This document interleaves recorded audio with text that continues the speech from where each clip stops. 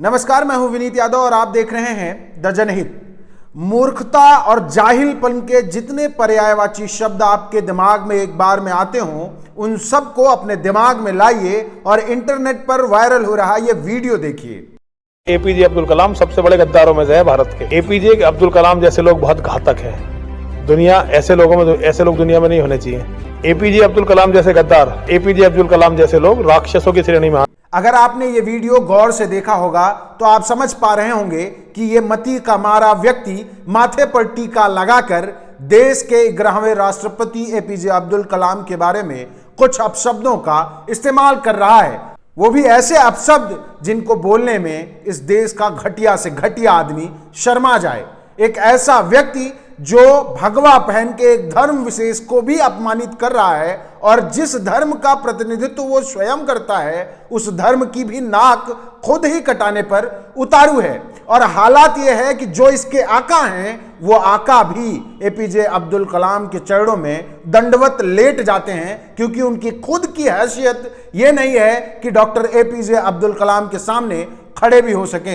इस बाबा की काबिलियत मात्र इतनी है कि ये टीका लगाता है, ध्रुवीकरण करता है, नफरत फैलाता है और इतना काबिल है कि देश के प्रधानमंत्री और प्रदेश के मुख्यमंत्री तक को अब शब्दों से नवाजता है, फिर भी मौज से घूमता है, जहां चाहे नफरत बांटता है। लेकिन यह व्यक्ति जिसके बारे में बात कर रहा है, आज उनकी जयंती है, मतलब 15 अक्टूबर को उनकी जयंती होती है। और आज के दिन जब यह वीडियो वायरल हो रहा है तो मैं इस व्यक्ति और इस तरीके की मानसिकता रखने वाले सभी व्यक्तियों को बता देना चाहता हूं कि जिन कलाम साहब के बारे में बात हो रही है उन कलाम साहब की हैसियत का एक छोटा सा हिस्सा भी ये व्यक्ति नहीं है। कलाम साहब वो व्यक्ति थे कि 40 विश्वविद्यालयों से, एक दो नहीं 40 विश्वविद्यालयों से जिस व्यक्ति को मानद डॉक्टरेट मिली हो, 1981 में जिसको पद्म भूषण मिला हो, 1990 में जिस व्यक्ति को पद्म विभूषण मिला हो, वो भी इस बात के लिए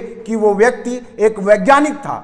इसरो और डीआरडीओ के साथ मिलकर जो काम किए गए देश के हित में, उसके लिए उस व्यक्ति को पद्म विभूषण और पद्म भूषण मिलता है। और इतना ही नहीं, कलाम साहब 1997 में भारत का सर्वोच्च सम्मान पाते हैं, उनको भारत रत्न दिया जाता है।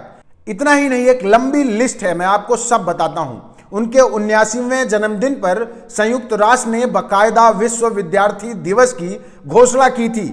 यही नहीं, जब 26 मई 2005 को कलाम साहब स्विट्जरलैंड जाते हैं तो बाकायदा स्विट्जरलैंड की सरकार 26 मई को अपने देश में विज्ञान दिवस के रूप में घोषित कर देती है। इस आदमी का कद समझिए जिसके बारे में ये जाहिल व्यक्ति अनाप शनाप बक रहा है। चाहे विदेश में नाम कमाना हो, चाहे देश में परमाणु परीक्षण हो, चाहे अपने एकेडमिक एक्सपीरियंसेस के आधार पर देश को एक नई दिशा, वैज्ञानिक आधार देना हो, ये सारे काम कलाम साहब ने बखूबी किए। इग्नाइटेड माइंड्स और ऐसी किताबें लिखी जिन किताबों का कोई रिप्लेसमेंट नहीं है, वो सिर्फ कलाम साहब लिख सकते थे। वो नजरिया जो सिर्फ कलाम साहब इस देश को दे सकते थे, उन्होंने दिया। उन्होंने मूर्खता और जाहिलपन नहीं दिया, उन्होंने तर्क और विज्ञान दिया। कलाम साहब कहते थे कि शिक्षण एक बेहतरीन पेशा है जिससे जुड़कर मनुष्य के चरित्र, क्षमता और भविष्य तीनों को बदला जा सकता है, बढ़ाया जा सकता है।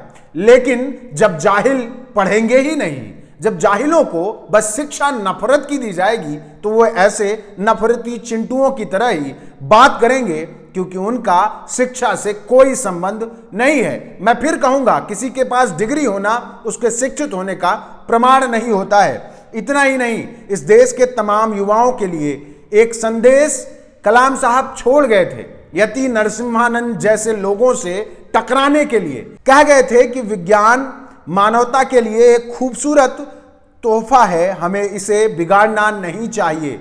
लेकिन आज के दौर में ऐसे नफरती चिंटुओं की भरमार है जो विज्ञान को परे कर देना चाहते हैं, जिनकी नजर में तर्क की कोई कीमत नहीं है और वो उल जलूल हरकतें करके अपने आप को हमेशा चर्चा में रखना चाहते हैं और वोटों का डायवर्जन करके इस देश को सदियों पीछे ले जाकर खड़ा कर देना चाहते हैं।